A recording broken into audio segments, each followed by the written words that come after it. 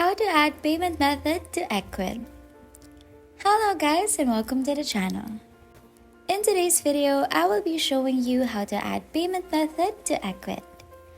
This is a quick and easy tutorial, so please keep on watching. First, open the ECWID website on your web browser. Then, navigate to Payment at the left-hand side and click on it. On this payment page, click on Add New Payment Method button.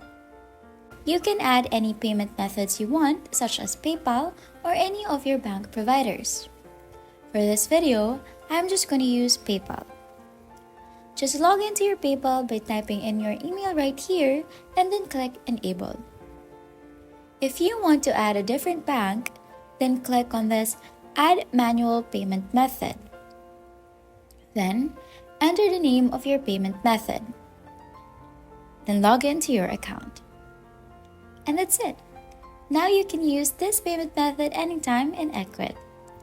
I hope you found this tutorial helpful.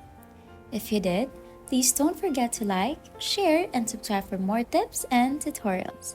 Thanks for watching. I'll see you in the next one. Bye!